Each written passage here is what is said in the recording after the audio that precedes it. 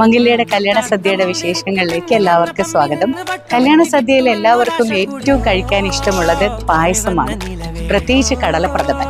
നമ്മുടെ രീതി അനുസരിച്ച് ആദ്യം അടപ്രഥമനും, രണ്ടാമത് കടലപ്രഥമനും, മൂന്നാമതാണ് പാൽപായസം വിളമ്പുന്നത്. കടലപ്പരിപ്പ് നെയ്യിൽ നല്ലോണം വരട്ടി ശർക്കരയൊക്കെ ചേർത്ത് തേങ്ങാപ്പാൽ ഒഴിച്ച് ഉണ്ടാക്കുന്ന കടലപ്രഥമൻ പലവരുടെയും പേഴ്സണൽ ചോയ്സാണ്. ഇന്നത്തെ കല്യാണ സദ്യയുടെ ഹൈലൈറ്റ് കടലപ്പായസമാണ്. നമുക്ക് ഇന്ന് അതിന്റെ വിശേഷമൊക്കെ കണ്ടിട്ട് വരാം.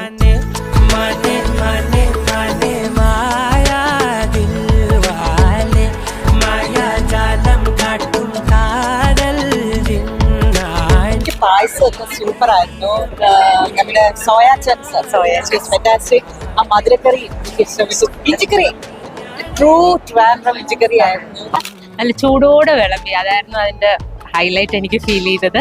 എല്ലാ കറിയും നല്ല ടേസ്റ്റ് ആയിരുന്നു. രണ്ട് മക്കളുടെയും പ്രിയ തന്നെയായിരുന്നു. ഞാൻ എല്ലാവർക്കും, ഏത് ഫ്രണ്ട്സിനും, ഇപ്പൊ എന്റെ അനിയത്തി